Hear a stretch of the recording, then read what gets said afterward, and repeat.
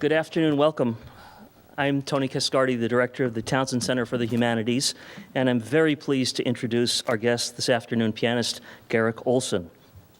As many of you know, Garrick Ohlsson is regarded throughout the world as the leading interpreter of the works of Frédéric Chopin. Beginning with his victory in the 1970 International Chopin Piano Competition and continuing right until the present year with a string of remarkable all Chopin recitals in Seattle, La Jolla, New York Lincoln Center, and most important, Berkeley Zellerbach Hall. He has brought to the world a stunning and truly rare combination of artistic virtuosity and musical intelligence. His repertoire is truly vast and reaches well beyond Chopin, including, I'm told, something like 60 concertos, as well as a wide range of chamber music, some of which he plays as a member of the Fog Trio. That's capital F, capital O, capital G for Georges Flizanis, Garrick Ohlsson, and Michael Grabanier. I first heard him speak in a series of conversations on radio station WQXR in New York on the subject of Beethoven, and thought then that he would be a superb guest to have in our forum on the humanities and the public world. This year, which marks the 200th anniversary of Chopin's birth, has been a particularly busy one for Garrick Ohlsson. He's been traveling globally, playing and speaking about Chopin and other questions. By mere chance, I was riding in a car on March 1st on my way from Newark Airport to Princeton, March 1st being Chopin's actual birthday, or so scholars seem to have concluded, when on the radio came the sound of someone playing the piano, an 1848 Pleyel, in Chopin's house to mark the occasion. The pianist, you will have guessed, was Garrick Ohlsson. This afternoon, he'll speak with us about Chopin and other questions, and thanks to the generosity of R. Casman Pianos, from whom we have this beautiful Steingraber piano, there'll also be the chance for some musical illustrations. I want to thank my colleagues at Cal Performances, especially Hollis Ashby and Matthias Tarnopolsky, for their help and collaboration in organizing this event. I had also much hoped that my colleague from the music department, Nicholas Matthews, would be here to help with the conversation, but Nick is alas delayed on a plane from London. So Garrick and I will proceed for 40 minutes or so in a kind of conversation, and then we'll invite questions from the audience for the remainder of the hour. So please join me in welcoming Garrick Ohlsson.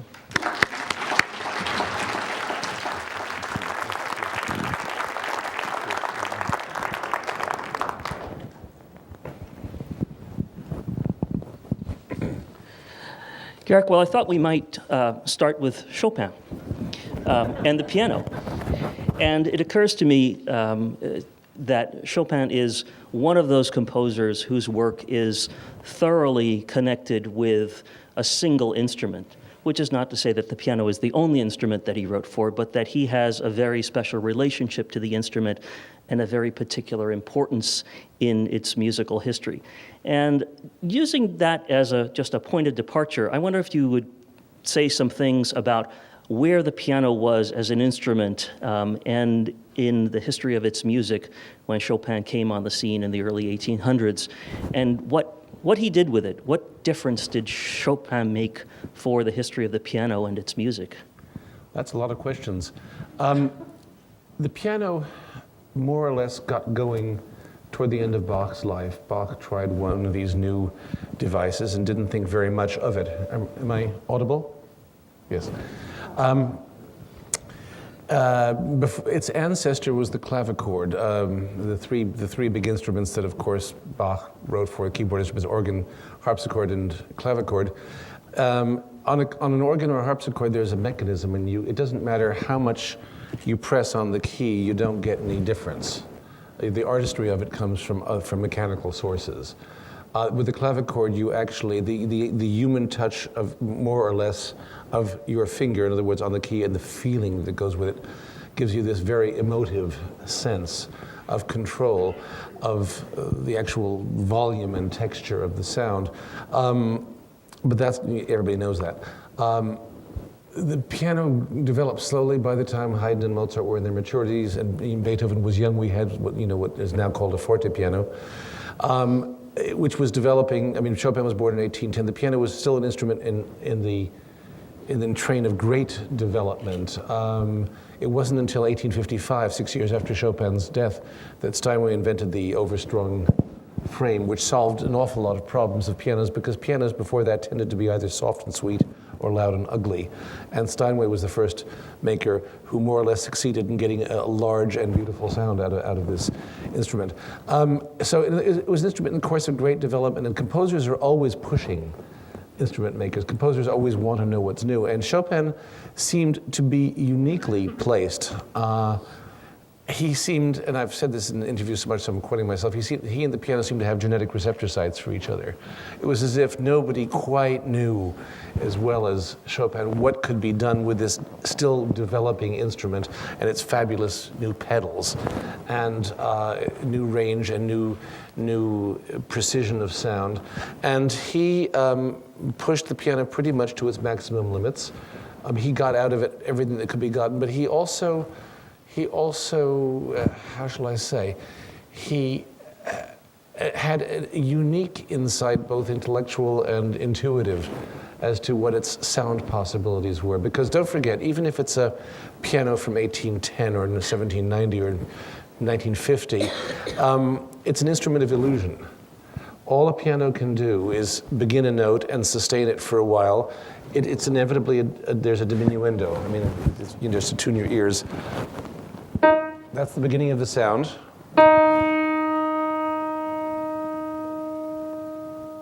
But then you can stop it, if there's any left. Up here, there isn't any left.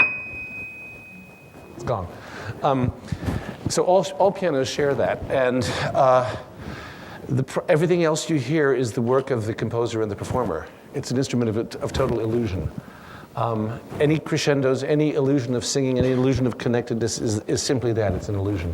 So all you have is are the most exquisite diminuendos, and the rest is us. If I could just interject here, there were moments in the recital in Zellerbach Hall when the decay effect, that gradual disappearance of the sound, the decay effect was absolutely remarkable. What in the music tells you that these are moments where that decay, that fading away of the sound is yes, important? in other words, to look at this as an advantage, not necessarily as a disadvantage.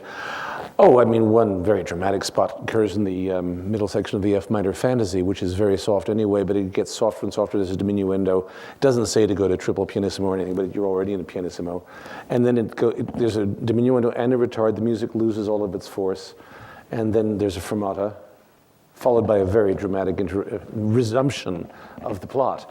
And in a spot like that, this diminuendo is a very powerful thing because it brings your ear in if you follow it. If you don't resist it, it just, it's sort of as it's going farther and farther away, your ears get more and more attuned to it. So, I mean, that's a very obvious thing. But the power of the diminuendo I'll try to make this apparent even in regular playing. Because one of the basic principles of piano playing is that if in a melodic line, if the next note in the melody, bom, bom, bom, if you play them all at the same level, it's going to sound like bum, bum, bum on a piano, and you actually have to match them. There's this lovely theory that what you do is you match the beginning sound to the end of the diminuendo in the sustained sound, but that will just lead you down to zero sound pretty well. It's a very noble theory, but it doesn't work. So Chopin seemed to understand more than most of the great composers of his time, although they were getting there too, how to create this illusion of song on the piano.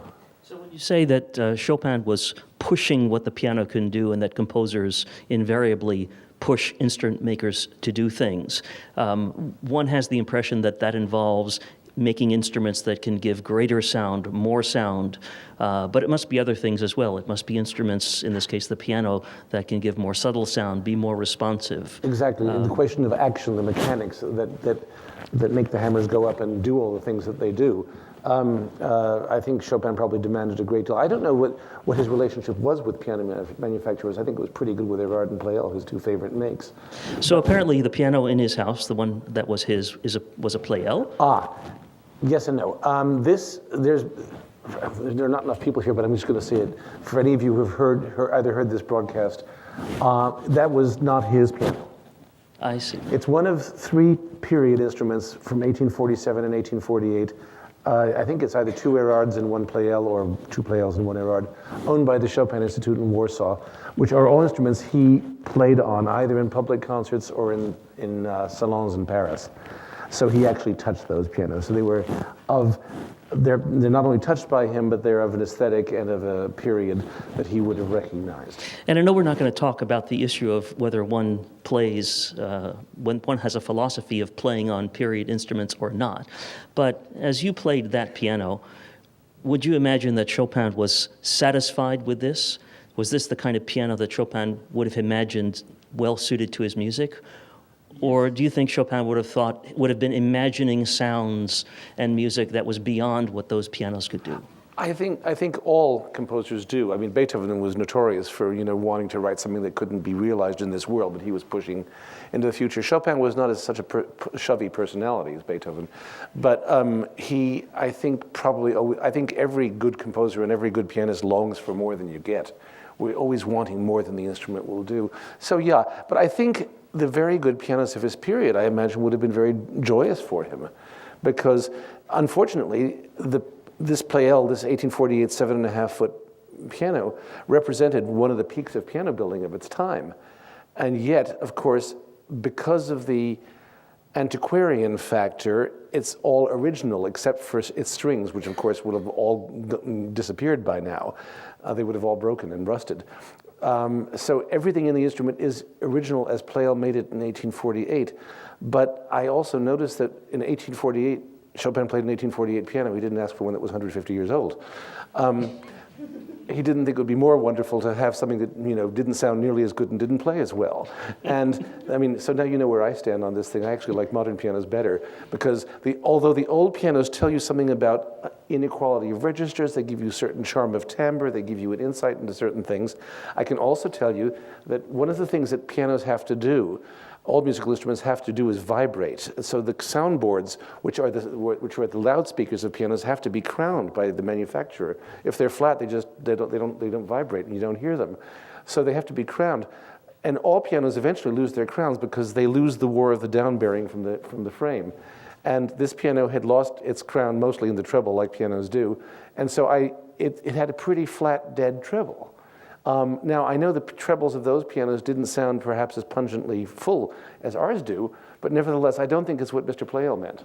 And I don't think he meant the same action parts to be sort of replaced and coddled and held together with scotch tape and glue and whatever they are. So it was also an antiquarian exercise. Nevertheless, music is far more important than its instrument. And I discovered that when I was actually playing the performance, I had gotten used enough to the piano that it didn't feel that much different. And when I actually heard the broadcast, yes, it's like hearing a different singer with a different voice sing the same music, but it's still the same music. And it didn't transform my insight at all. Certain textures were a little bit easier to realize. Certain things were a little bit more difficult to realize. It was actually paradoxically harder to play soft. And I think that's the fault of the decayed action, because I think piano technology in those days was pretty sophisticated, and Chopin was the most famous pianissimist of all time. So I don't think he actually had to deal with that. So who knows what it really sounded like? We don't know. And it's very fascinating. I mean, I just obviously don't belong to the early instrument people who say this is the only way to go and this is the true way it sounds. Well, I'd like somebody to rebuild an 1848 Pleyel of that quality, but I'd like to hear what it sounded like new. And then, of course, there is the issue of in what space it's being played. What is the hall like? What acoustic qualities does the hall have, and how does that contribute to the sound? Well, and especially it's very valid with Chopin, because he detested playing in large halls. He only gave 30 public concerts in his whole life. We know each and every one. We know the programs he played, and he did not like. And it was often said that the effect of his playing was often lost in a large hall, because he was basically not, like Liszt, an orator to the multitudes who would sway the crowd. He seduced and persuaded, and when he was heard in those famous salons, and his auditors would include some of the finest musicians and minds of the time. I mean, he might have Heinrich Heine and Schumann and Berlioz listening to him on an evening. Every great musician who heard him had a life-changing experience. There's a word that's often invoked when people speak of Chopin, and it's pianistic. And they say that his music is exceptionally pianistic. It's a very difficult thing to put into words, but what does that mean? And what does it mean, especially in the case of Chopin, for it to be pianistic? Well, that goes back to the idea of him understanding what to do with the piano. It's not just with the beautiful sound of a piano, but also how to play it, how to free up the mechanism of the hand. For example, once again, if you go back to harpsichords and early pianos, there was this whole well-behaved thing of you had to play, it must be smooth like oil, I believe Mozart said, or people around Mozart's time, and they would even play with a coin in the back of the hand because exaggerated movements would produce a rough sound also, and it wasn't the way to achieve the desired result. But as the pianos began to have more sound and be larger, and you wanted to do more things with them, Chopin was one of the people who actually, he sort of is the Rosetta Stone of how to play a modern piano. I mean, if you can play the Chopin etudes fairly well, there's basically nothing in the repertoire you can't play except for a few of the hammery bits of the 20th century, and you can probably do those too, because they're just extensions, they're add-ons to what Chopin did. So in other words, he is pianistic in the sense that he takes the organic development of what the hand can do and expands it and contracts it and makes it incredibly complicated, but it's still possible. Beethoven, of course, wrote music just as difficult, if not more difficult, but he cared not at all about the organic hand comfort of it. And every instrumentalist knows this who's played Beethoven, because violinists say the same thing, and so on.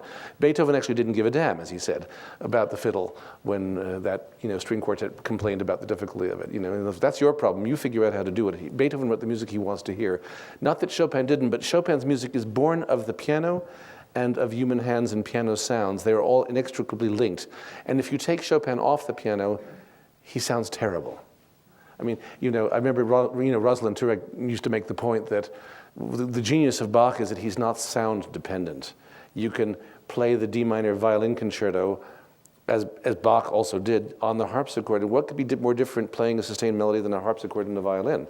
And yet the music, the essence of the music is just as great. So it's not dependent on its sonic clothing, whereas Chopin is the total opposite. He's totally dependent, and I'm not going to get into whether that's a strength or weakness. It doesn't matter. It's a different artist. It's a different feeling state. I had the pleasure a couple of weeks ago of hearing about a colleague's research, James Davies, which has very much to do with questions of piano playing and the fingers. And apparently there was, and there may still be, some great difference of opinion about whether the fingers should all be treated as equal or whether the fingers should all be cultivated for their distinct personalities. Yeah, and Chopin was in the forefront of that. Don't confuse a pinky with a thumb. Exactly, because there was a lot of piano pedagogy at the time as the instrument was developing and people were trying to figure out how to play it, that wanted to, the ideal was to even out the fingers should all be even, every scale should be even and so on. I mean, it should sound even, whether it should be even. And Chopin said he wrote notes on a teaching method which he never finished. He said to try to equalize the strength of the fingers as flying in the face of nature. But I think something like you should cultivate the personality of each one or know the strengths and weaknesses. Because even Schumann, who was a great genius and a really wonderful piano writer and wonderful pianist, permanently damaged his fingers because there was some sort of, this is the weak one, the fourth one, and all pianists know that it's tied in by tendons to the fifth and the third. And even though I'm a pretty good pianist, my fourth finger doesn't go up either any more than yours does. People say, well, yours must be so much stronger. Well, it's much more skillful. But, I can't lift it like I can lift these other ones. It just doesn't work. So you have to figure out how to, but Schumann used a device to raise this thing so it would cause more strength to develop. He permanently damaged his hands, and many people did. And Chopin's actual compositions, by the time he arrived in Paris, which was a hotbed of pianists and piano teachers, he was so successful, even at age 21 or whatever it was, that I think it was at Moschel or one of the great pianist composer teachers who offered to fix the flaws in his piano playing and compositions and said it would only take about 3 years. And when Chopin's etudes were published, they were recognized as sensational things, but one reviewer said it is not advisable to try to play these pieces without a hand surgeon present, because it was so radical and so new. And now I have to actually show you what that means, because You know, you start, if you put, I mean, I'll leave out most of it, but if you do that, your hand falls into a nice little convenient ball, and we do, you know, exercises, and then when we get more advanced, we do arpeggios. And in Chopin's first etude, what he does is he takes that kind of basic Czerny figure, but he opens the hand over a tenth and has it cover 4 octaves in the same time that Czerny would give you 1 bar. Well, sorry. But it represents an enormous opening of the texture because, I mean, I don't know Czerny pieces, but you can imagine there might be a piece.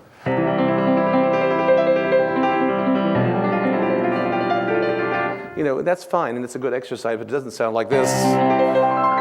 Sorry, I haven't warmed up.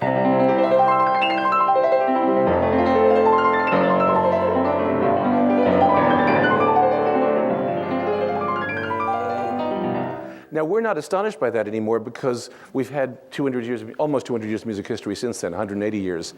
But nothing like that had ever been heard in Europe at that point. This was news, boy. And it was hard to play. And it was hard to play. And Chopin did not have the biggest hand, but it was said that when he played things like this, his hand would open up and swallow the keyboard like a serpent, like a serpent's jaw. And you know, his whole method of playing was based on this.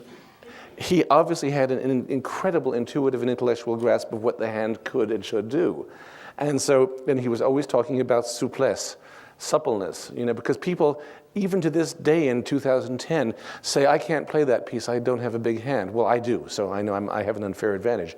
But it's not about having a big hand, because here, I mean, here's an organic illustration of pianism and what's organic at the piano. It's a stretch of a tenth. Now, many pianists can't do that. Even some famous ones. But if you actually figure out how to move, and this is a very complicated piece, it's a study in stretching and contraction all at once. It's this. It's not, you can't play this piece spread out. Nobody can. You have to constantly, you're moving at the same time. So by the time you've played the C, by the time you get to the G, your thumb has to be traveling up so that the short, weak figures can play. See? I'm quite relaxed there. It's just a little ball. I mean, you're opening, closing at a ferocious rate. I mean, you're playing 600 notes a minute, so you're probably opening and closing, you know, 200 or 300 times a minute in a controlled environment of exquisite precision and force and great sound. But it's very organic. Once you've got it, Chopin is incredibly difficult, but once you've got it, there's a certain pleasure in doing this stuff. The kind of pleasure you'll never get out of any Beethoven piece, because Beethoven's always going to be a struggle, and actually the struggle's in the music too. But it's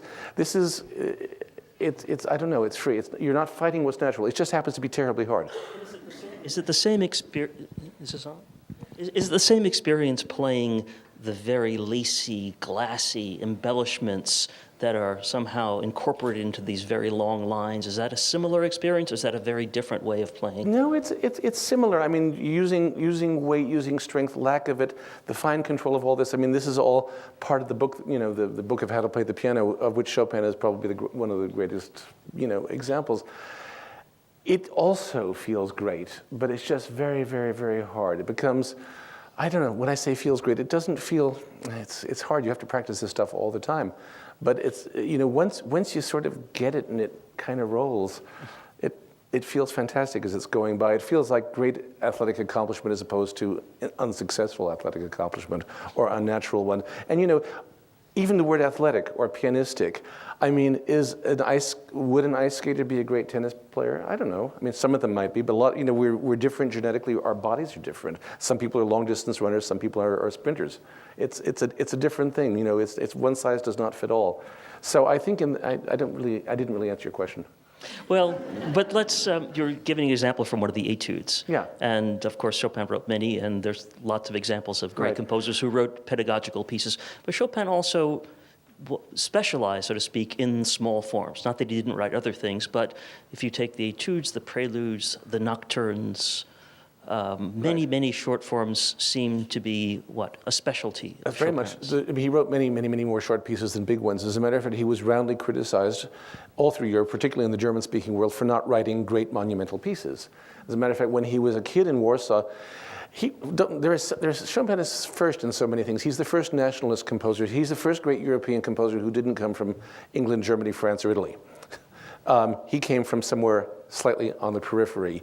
There wasn't Glinka yet, there wasn't Liszt, there certainly wasn't Bartók, there wasn't anybody like that. There had never been a dominant European genius who came from outside of the main area. And Poland, while not Paris or Vienna or London, nevertheless was a provincial capital of great sophistication and great musical culture, and it was recognized immediately that they had, I hate the expression, but a world-class genius there, and this was a source of great national pride, as it still is, and basically his teachers were already saying when he was a teenager, you must write symphonies and operas and concertos and cantatas and string quartets to show the world that here in Poland we have a genius that can be put up with anybody in Europe. And Chopin knew himself so well, he was sort of born wise.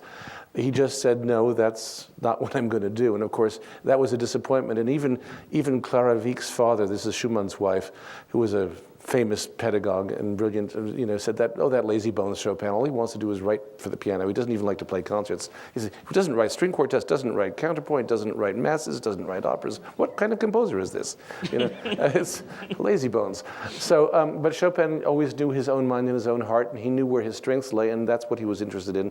And what's the famous quote about him? He said, my kingdom is quite small, but within it I am really king.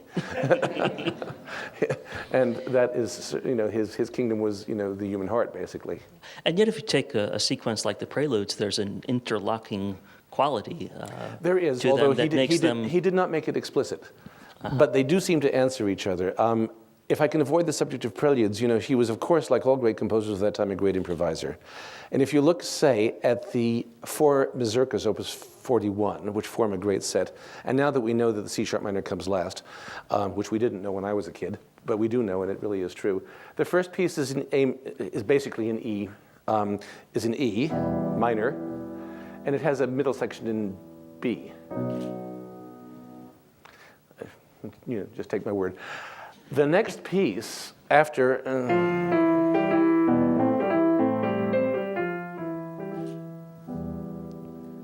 the next thing you hear is a mazurka in B, which goes like which is based on the same sound. The middle section of the first one is basically based on that.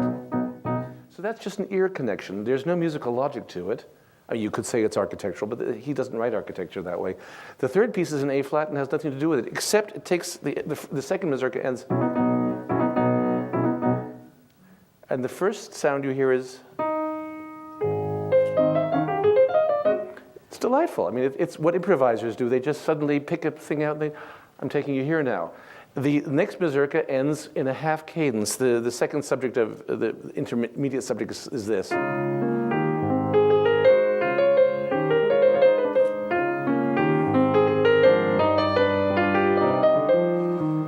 Anyway, he ends it without ending, without finishing the phrase.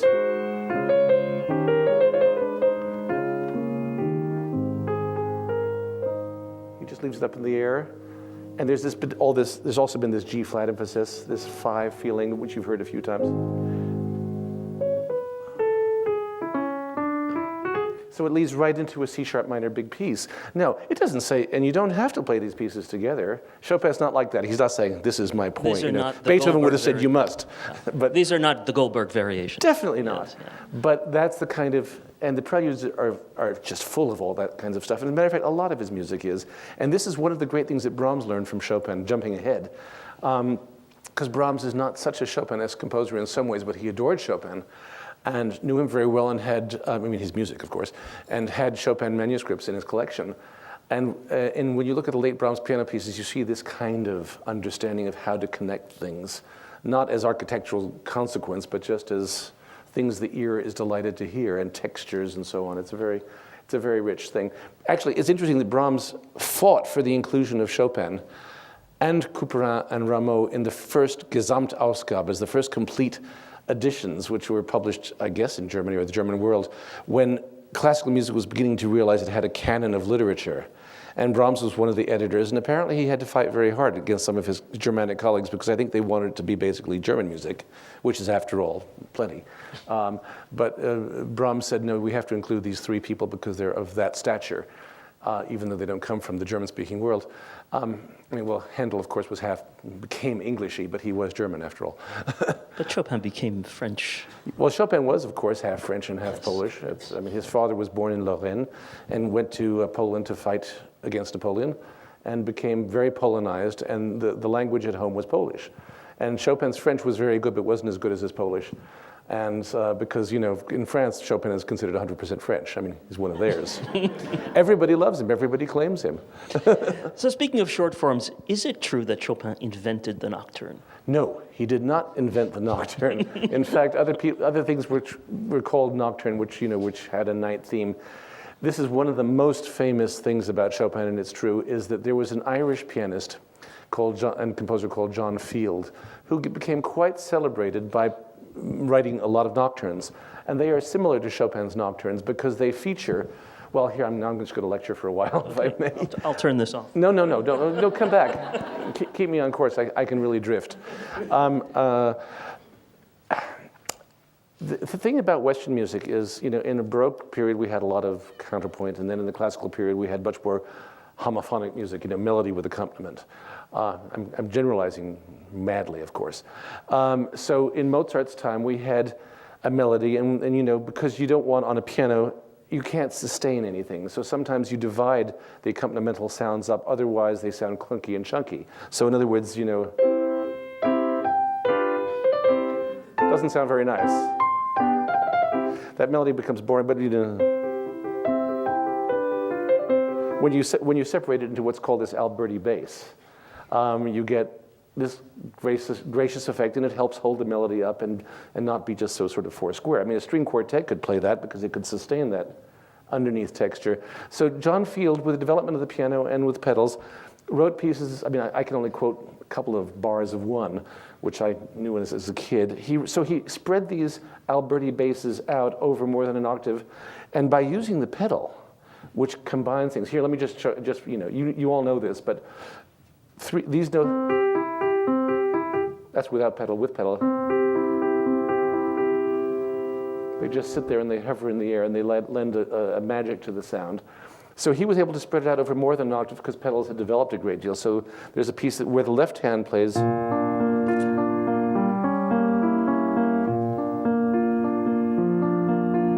above it is a very pleasant tune.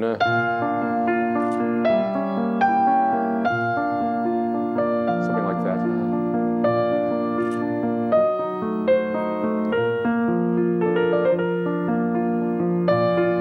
And his pieces are very nice, and there's actually one nocturne I think is almost great.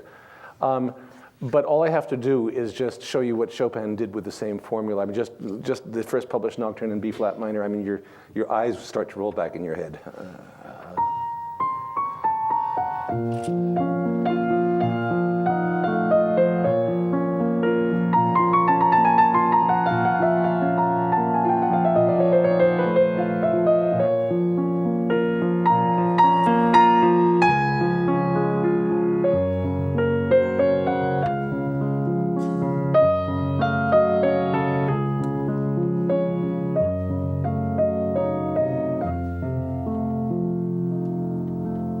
And so on. It's the same thing, but it's much better.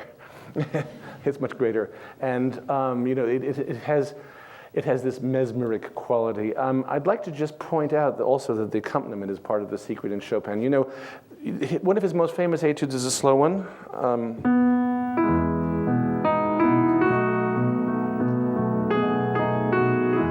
Of course, and there's a million things that make Chopin great. He's also one of the 5 or 6 greatest melody writers in history too. He was very plugged in that way. But people often say, why is that an etude? It's a beautiful nocturnal-like piece. Well, of course, it is in its character, but what you don't know is at this point, Chopin is asking you to play the melody with the weak fingers of the hand. He's actually cultivating the tone and of these, this is the weaker part of the hand up here. So you have to play it, so you could cheat, right? So he puts this rather complex accompaniment right under it. So you have no choice.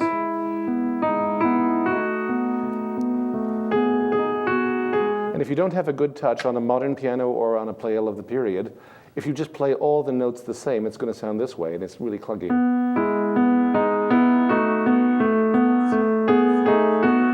That's the syndrome of, the 8-year-old piano student who plays The Happy Farmer by Schumann.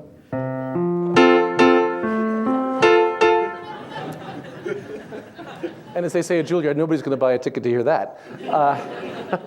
So what you have to learn how to do is control 2 levels of sound in the same hand. Because if I play, that's not the tune. Yet you have to pay a lot of attention to it because you can't just suppress it and play it soft like some people try to do. Then it's just a tune, and there's sort of some vague mush underneath it. Plus, he gives you even more accompaniment in the left hand.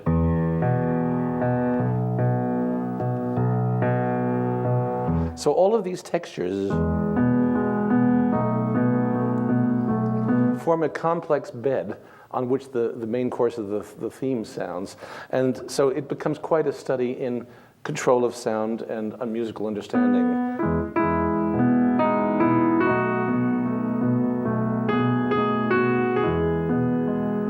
And I'd like to return to something you talked about before, which is the diminuendo.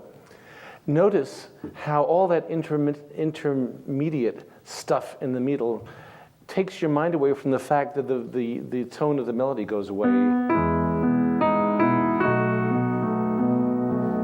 It's practically gone. But all that harmony and intricacy actually kind of helps it keep it alive a little bit. Because also, if we're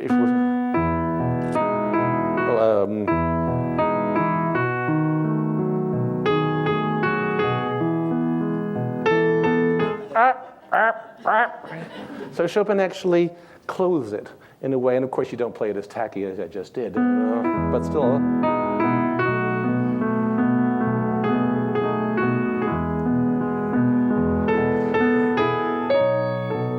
The ear is then willing to believe that it's hearing a tune, and that's part of his thing. And that's what I mean, if you put Chopin, if you take this thing and you put it in an orchestral transcription or a violin solo or, God forbid, an organ, which I've heard, it sounds absolutely disgusting, because when you can actually realize the sustaining quality of the sound, it loses all of its suggestiveness. It loses its chastity. It becomes pornography. It becomes the thing itself rather than the poetic thought of the thing itself. And that's why when you hear a violinist play a transcription of a nocturne, which I'm going to talk about in a minute, the D flat, it's utterly gorgeous, but it's just too technicolor. It's like, it doesn't leave anything to the imagination, no matter how beautiful it may be, Did the nocturnes change? He writes them at different times. Oh yeah, he wrote them. Chopin changed. He shares with Mozart this characteristic of being a sort of inspired genius right from the start. But nevertheless, even though Mozart always sounds like Mozart, he also developed. Both composers moved to more complex textures, and both struggled more in their older age. Neither of them got very old. Of course, Mozart's and Chopin's struggles don't sound like such struggles. I mean, Beethoven struggles on purpose. Chopin and Mozart hide it, but he became less spontaneous, less purely melodic, and there was a great deal more counterpoint. For example, in the great E-flat Nocturne Opus 55, number 2, he writes a left hand, which is a bit like a Bach cello suite, which implies multi-voices.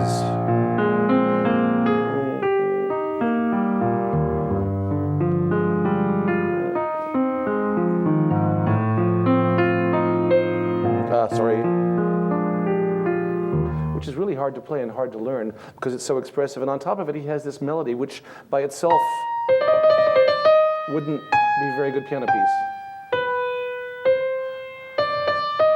But this incredible mixture, once again,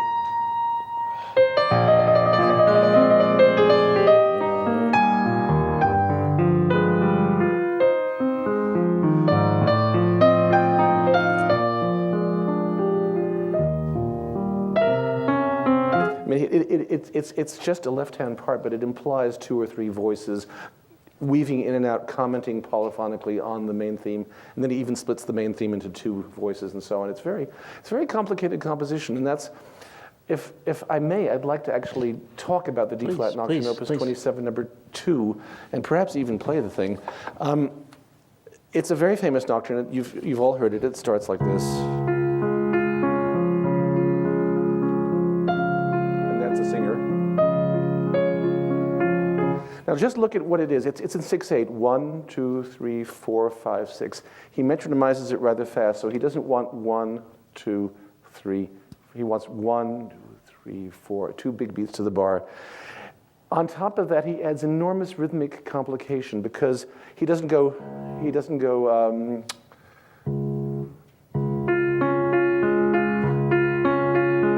this. So he outlines all of the stuff of the D-flat chord, but he gives you potential other rhythmic accents. It could be almost 4 to the bar. It doesn't have to be this. It could be. It's neither this nor that. It's ambiguous. It's floating. It doesn't actually say, I'm in this. Plus, he then understands, you know about overtones. If a string is cut in half, it will actually sound an octave higher. Then if you cut that again, it'll be a fifth.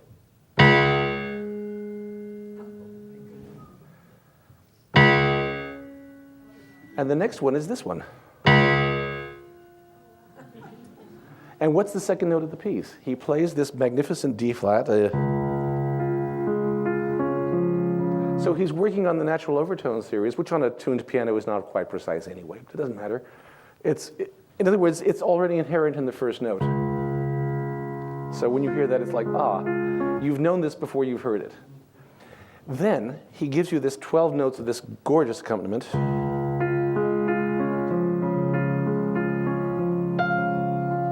What's that? That's the same note, an octave up, which by itself, and if it didn't have that kind of accompaniment under it, might sound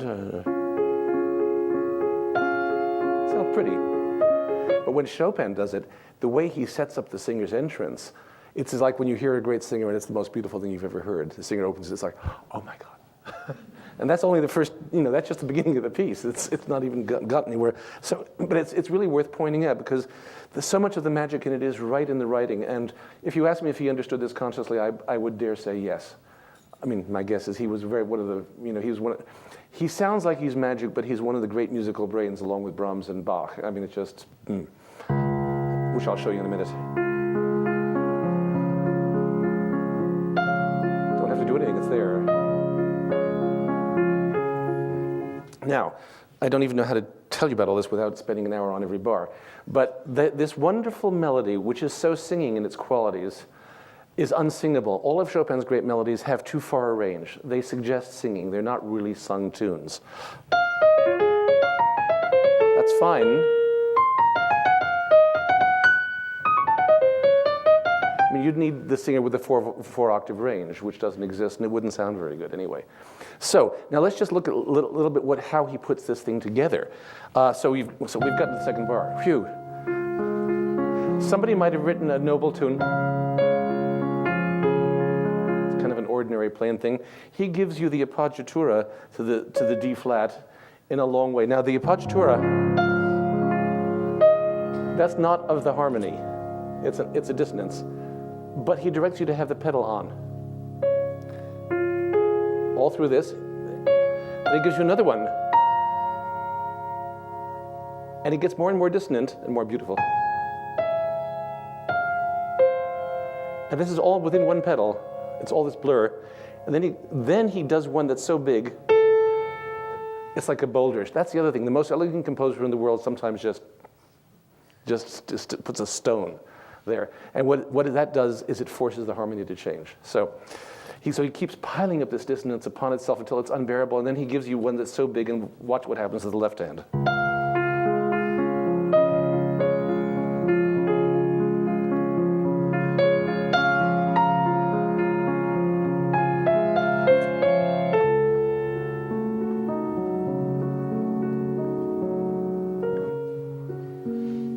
Now, any normal composer would have resolved that flat six down to there. That's what you normally do, especially at that time.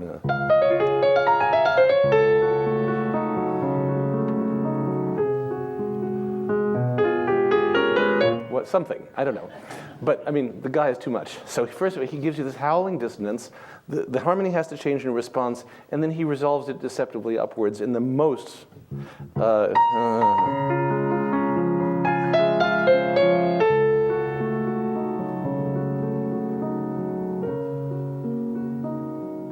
And so we've gone from here to here. It's a tremendous opening. I mean, not opening of a piece. It's a tremendous opening, but it's a tremendous opening of the feeling, suggestive feeling of harmony.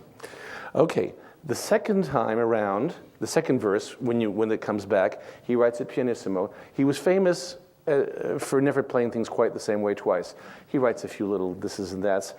But the second time, he doesn't do much different. He changes the phrasing a little bit. It's a bit softer. But then he actually plays on that dissonant bar by adding another extra dissonance in a middle voice. It's a romantic trick, which he probably was one of the chief inventors of.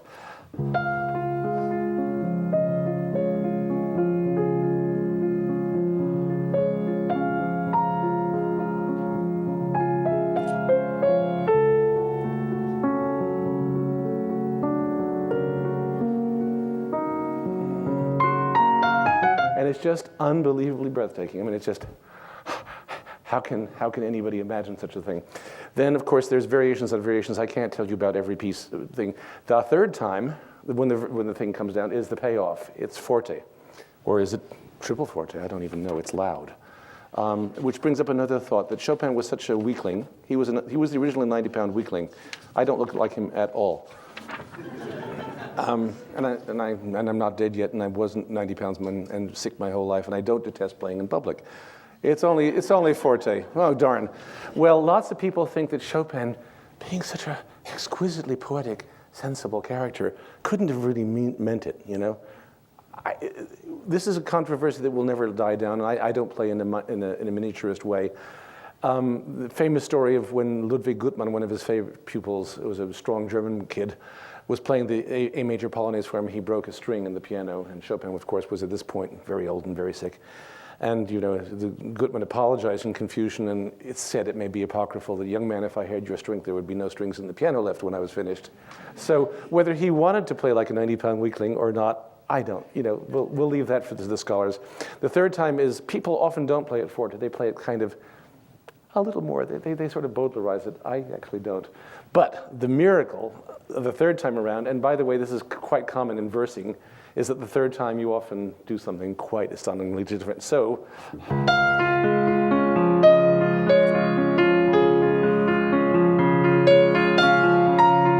gonna love this.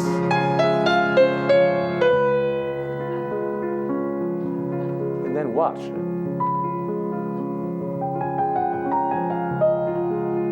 Same.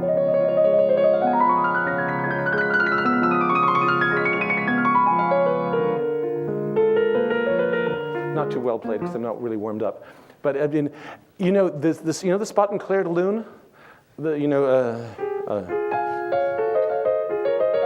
the magic spot in the coda.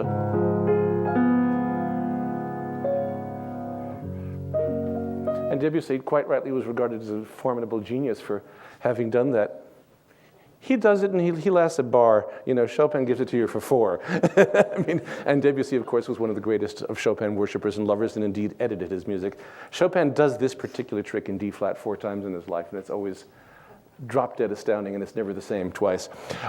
Is this the one you'll play for us? Yes, I'm going to play this one for you fairly soon. I've left out all the subsidiary stuff because I wanted to point out that, you see, Chopin stood at the cusp of classicism and romanticism. He didn't have patience with the romantic movement. He thought it was pretty tawdry and vulgar, and he didn't like all this synergy of words and music and images and music and all this early 19th century stuff, which was really very big and very hot and great. But that was not for him. His gods were Bach and Mozart. If they would give him a good review, he would have been happy. He didn't care what anybody else said. He happened to like Italian opera at the time, which you can sort of hear. But he was a classicist in his working methods and a Baroquist. I mean, Bach and Mozart were his gods. And I've finally come at this point in my life to feel that what he does, you know how Baroque music kind of goes on? Starts and it never stops.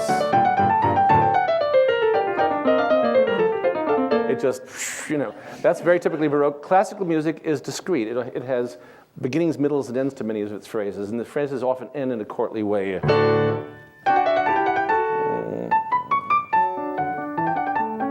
Now, Chopin doesn't do so much of that, but in this piece like this, he does. I think he shows a kind of a kinship of architecture with Beethoven, which is a very strange person to think of in this music, because of the way, and I've left out all the intermediate stuff, but the way the music is presented, and then the third time is the charm, and then it leads to an enormous climax where Chopin really drives the piece home, and then there's an enchanted coda in two parts. That's another thing that people often Baudelarize when they play Chopin, and I get very cross, because they make him pretty instead of strong. When you look at the climax of this nocturne, it says con forza, appassionato, forzando crescendo with a diminuendo, accent, and then F at the actual point of real cadence.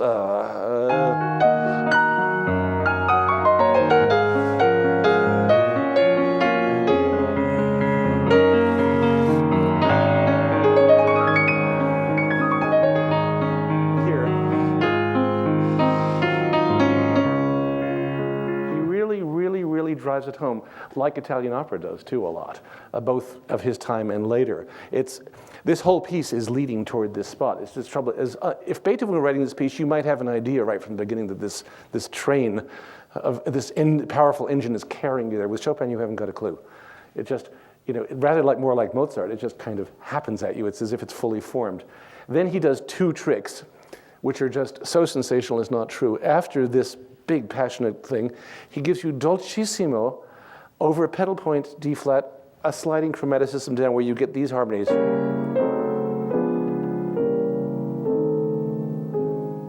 Typical 19th century stuff, but somebody had to invent it.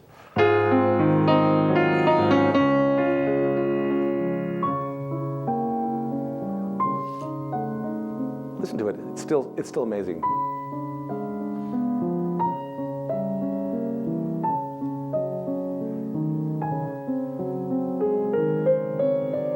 Enters magically. Once again, this is what I think Chopin shares with Mozart. He can move you, he can astonish you, he can delight you, he can give you all the joys and pains of the world, and then he's got something extra that is just going to be even more heart-stopping.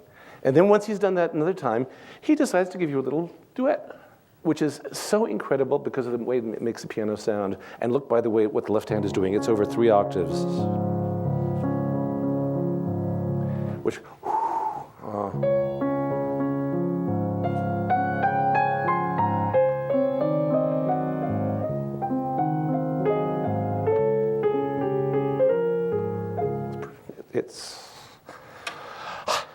it's so good. How can you stand it? And then he has the couple walk off stage in a 7/6 rhythm, which for the pianists in the audience, you know how to do that? Learn this from Claudio Rao. You don't actually do 6/7. This is not a Pierre Boulez piece. But you don't try to do what many people is to sort of figure out where you can put a triplet in it, because there's too many notes. 1, 2, 3, 4, 5. You hear lots of people very uncomfortable in that spot. You just play the 7 evenly and fit every note of the left hand in between. So it's not really rhythmically correct, but it sounds like a million.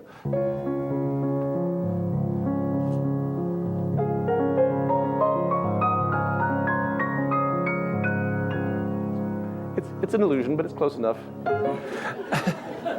So that's one of the. Oh, another trick, by the way, pianists in the audience who have to play this piece, and all Chopin pieces and all pieces in the Romantic movement, when you have these really difficult left-hand things, play them with 2 hands to hear how you want them to sound. Because this is, just look at the sheer difficulty of, even with my big hand, I'm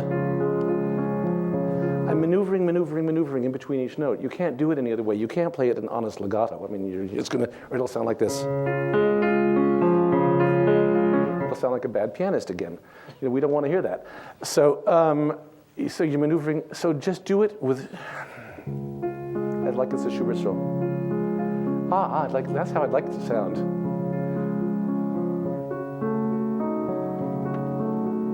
In other words, take the difficulty out of the thing and hear what you want the music to do, and then figure out how to make your hand do that, which is no easy trick. Anyway, I've left out most of this piece, but I'd like to play it for you, if I may. Please. Yeah, and I hope I'll get the fioritura better.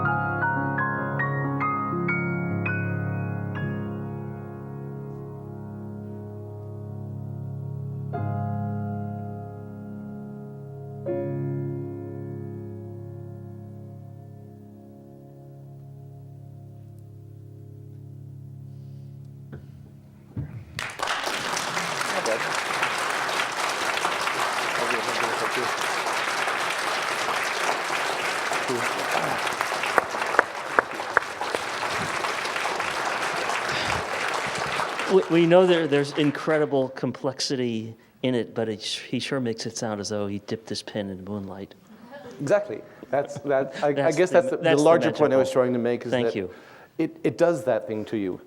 And you don't have to, nobody has to know about how complex it is. And I actually left out most of the piece in talking about it. Well, I want to thank you very much for that, and now maybe invite some questions that there might be from members of the audience, and both so that you can be audible to the hall, but also because we're making a recording of this, I'd like to ask you, once your question is recognized, to wait for one of the microphones that will come to you so that you can be heard and the sound recorded. So if we do have any questions that you have for Garrick, please.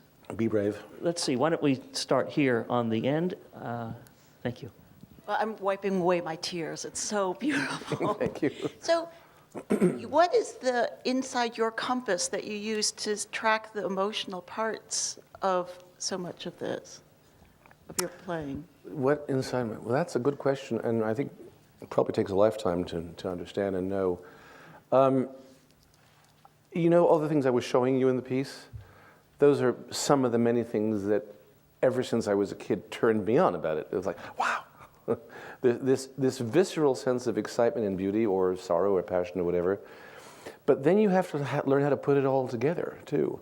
So I actually don't know the answer, but I think it's just, for me, interpretively, and this goes for all composers, is to try to, I mean, it's this funny thing that some great musicians have told me, it's, you get it all from the music, you know, but you don't just get it. I mean, understanding what that dissonance does and how it happens, that's all well and good, that's intellectual, it has to be visceral. It has to be a visceral, sonorous experience for me. And also, the great thing about Chopin, dipping his pen in moonlight, is that this thing has to sound spontaneous. And it has to sound like you're making it up on the spot, and you have to know it. Pieces like this I know so well because I've been playing them for so many decades. I could just sort of sense 12 bars ahead if I'm really moving there fast enough. You know, I can push, pull, push, pull. Let me give you an illustration of how you can learn to do this. I heard a Michael pianist, the excellent American pianist, play a recital, and he played this mazurka of Chopin. I'll start you.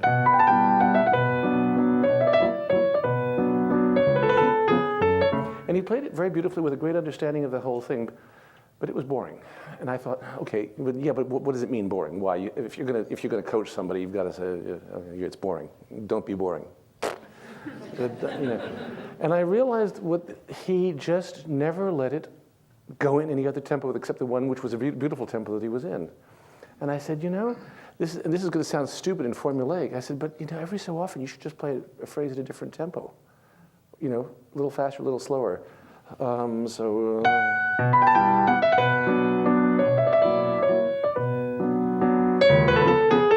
Because when you hear the great mazurka players, you know, Horowitz, who I heard live, and Rubinstein and Friedman and these people who are dead before I was born, it's coming, it's going, it's alive. It's not like it's not like a lecture. It's just alive, and you just, so even in the nocturne, there are spots where I just suddenly I'll let it move, or sometimes push it, or pull back. I don't know. I think it just has to do with trying so hard. And when I was 19, I couldn't play it. I mean, I played it okay, but it was, you know, it wasn't nearly as conscious. I don't know how to. It's a lot of paying attention to all that stuff, but not in, yes, analytical, but not just in your head. Let's take another question. Let's try down here in the front, sir. Yes.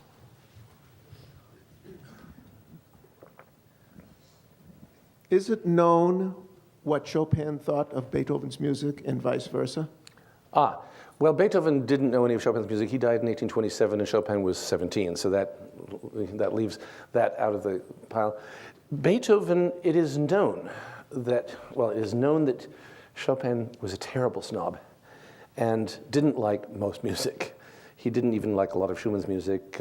He once said that Liszt was, you know, a great man, but the themes of his, you know, pieces will lay buried in the, you know, columns of dead newspapers or something. They were pals, by the way. Mozart and Bach were his gods. He clearly admired Beethoven, and he taught some pieces of Beethoven to his students, particularly the Funeral March Sonata. But it seems clear to me that Chopin was this person who knew his mind very clearly. And for everybody in that generation, Beethoven was this bold, talk about a boulder in the road, he was a boulder bigger than this room. And most people either had to go with him, and most people did, or rebel against him. And my image for Chopin is that he sort of looked at it and he admired it, he tipped his hat, and he wasn't about Beethoven stuff at all. Beethoven didn't influence him that way, but he stole. And he paid homage to Beethoven in some really brilliant ways that great composers do. For example, in the famous Funeral March of Beethoven, in the sonata which he taught a lot. When it comes back later, when it's in the left hand,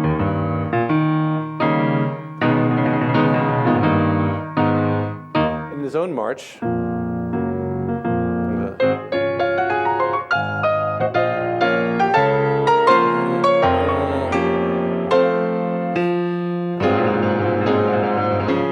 of course, they're both invoking the snare drum of a great public occasion. I mean, that's part of.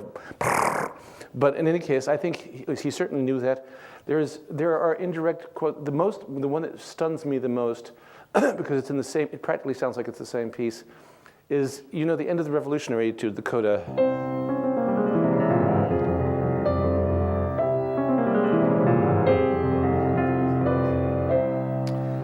The coda of the first movement of Beethoven's Last Piano Sonata has very similar music.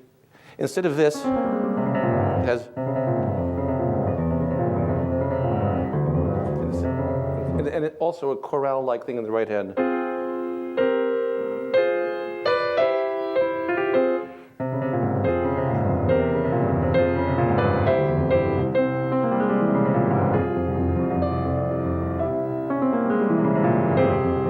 I think that can't be it. That can't be a coincidence. And it was also said that he was once sitting next to Mendelssohn or Schumann. No. Well, one of the great composers, one of his pals, at a salon in Paris where they played the Opus 135 quartet, and Chopin is reported to have said to his colleague, "We'll never do anything that great." So I think it was a very mixed relationship. But as an artistic style, he was just, Beethoven didn't bother him very much. He didn't have to react. Let's see. Yes, in the back, sir. Yeah. That was not a definitive answer. You throughout the lecture, you kind of comment on the singing quality of some of the pieces. Could you kind of comment a little about the relationship between Chopin and contemporary opera, as well as I know he wrote a few songs, but they were not often performed. So could you kind of talk Right. about that? The songs I'll answer about first because that's easier to answer. Chopin wrote 17, 18, 19, I forget how many songs on Polish poems. They're called Polish songs because they're all in Polish.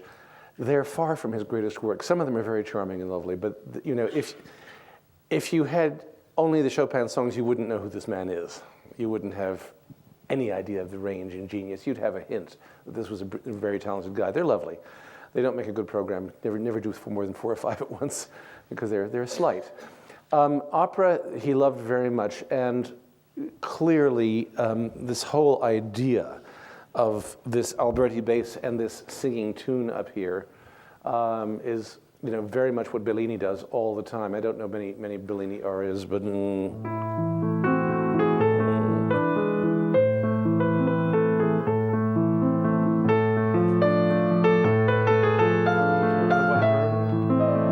Whatever. I mean, all those melismas, those fiorituras, these long lines, this smooth accompaniment, this nocturnal kind of thing.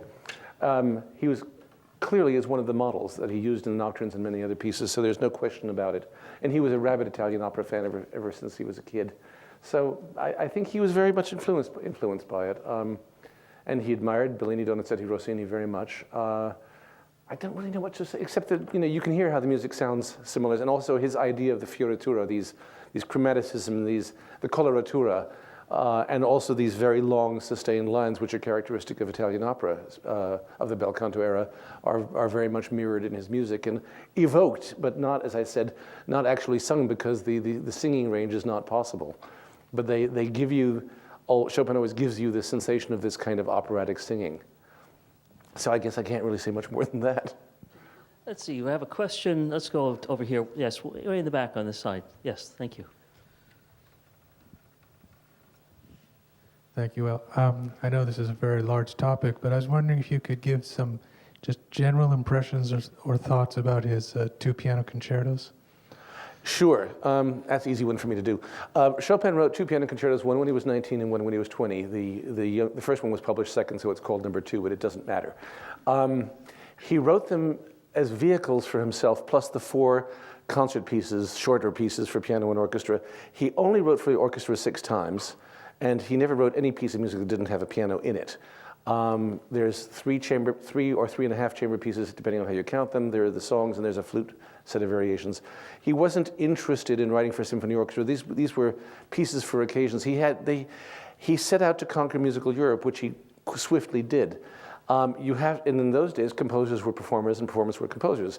So you had to have these works as calling cards. So he wrote these incredibly beautiful works, full of great melody and great fioritura and great pianistic convention, and not much for the orchestra to do. There are actually not so uninteresting opening tuttis, but then the orchestra recedes to basically a background hush for the soloist then to sort of have his own soliloquy.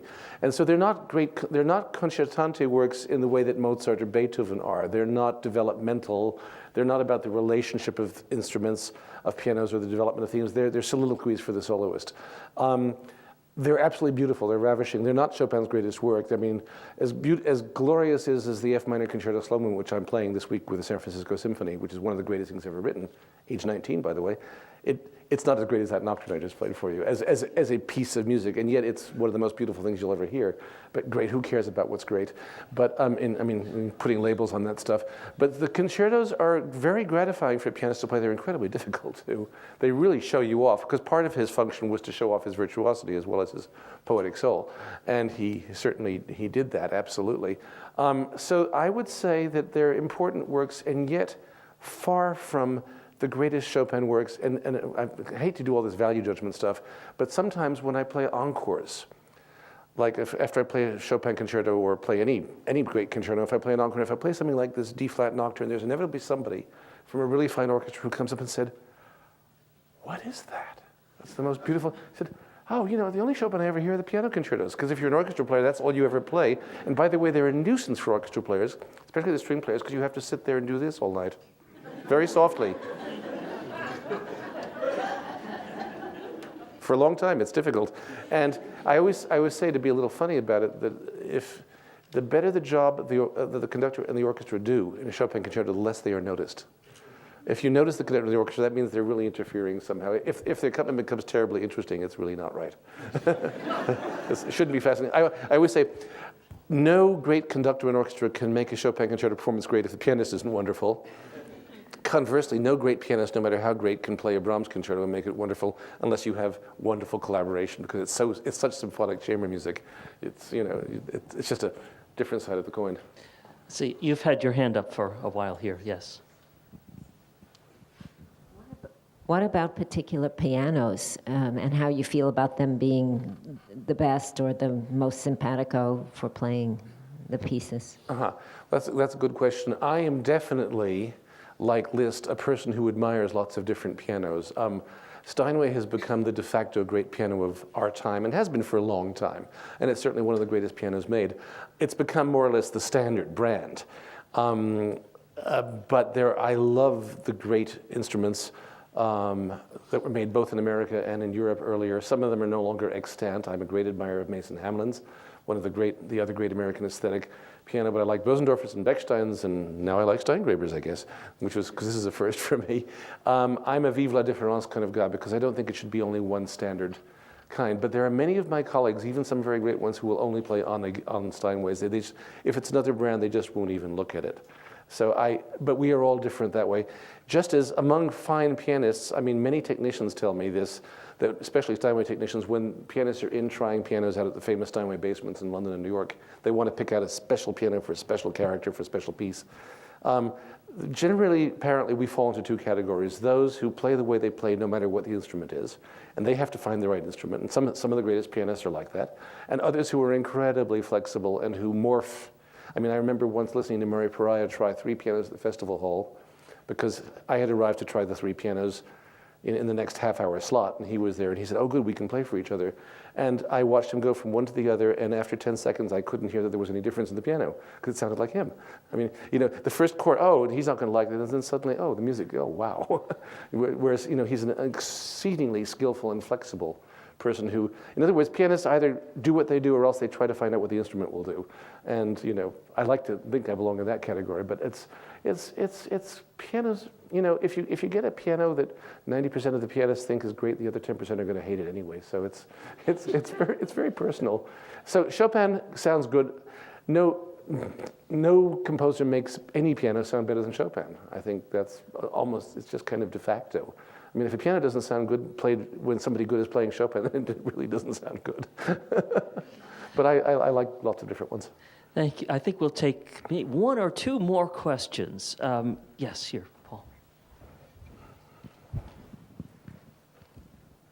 Could you say something about the relationship between Chopin and the other composer who wrote almost exclusively for the keyboard, Scarlatti? I can't say much about it. Something in the back of my mind tells me that he taught Scarlatti, I believe, and admired him very much. I don't know much more than that, actually. Certainly Scarlatti's sensibilities, both as a virtuoso and as a poetic composer, make them sort of family members. I mean, they're sort of cousins or something. I mean, they're very preoccupied with making music at this piano, both of great brilliance and exotic variety and of great passion and poetry. So I guess, but now I'm making this up. I really can't say much except that I have known my whole life somehow that he was an admirer of Scarlatti. But I can't tell you much more than that, sorry. One last question, if there is one. Yes, yeah. I didn't see the hand. Oh, sorry. Yeah, is there? There's one. Go ahead. Thank you. Testing, 1, 2, 3. I have to kind of preamble this just a little bit. I invent musical instruments, and it isn't like making musical instruments, because when you invent an instrument, you have to invent a playing technique and a music and all that, and then learn to play it yourself. Now, I noticed, for example, that this piano is not actually warmed up. And when you warm up an instrument, it literally becomes a different instrument, an instrument when it's cold as opposed to warmed up. It plays very, very differently. That's right. I noticed that Rachmaninoff and Beethoven, in their compositions, will warm up the instrument within the composition very, very early. Ba, ba, ba, ba. Whereas this doesn't happen in Chopin and Mozart that I recognize, and because I think in Chopin, one cannot imagine his piano not being warmed up. And I'm not quite sure why Mozart doesn't warm it up, but maybe he's just so great that it doesn't matter. But could you comment upon that? Well, I think you've commented very eloquently. Now, warming up a piano, I mean, I'm not sure I understand the same thing by it that you do, but I think I do. Also, by the way, I'm not complaining, but this room has zero acoustic. It doesn't flatter anything, and I think that as we got used to it, I take warming up a piano to mean, well, literally, I think scientific research even shows with pianos and violins and such things that if they're not played for a while, the actual vibrational quality, the way the wood conveys the vibration, they need to be played on to sort of get warmed up. But of course, then there's also the thing is the piano gets warmed up in relationship to the piano too. So I don't know. Chopin, Mozart, I know what you mean. He doesn't set an instrument ringing, as it were, very much. It's just kind of is what it is. It's very beautiful.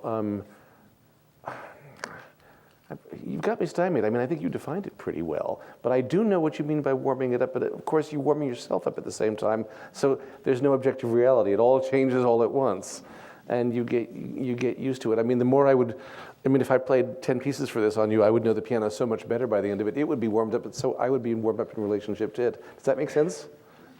Yeah. Garrick, I want to thank you so much for this very, very insightful conversation Thank you. and the fabulous demonstrations. Thank you.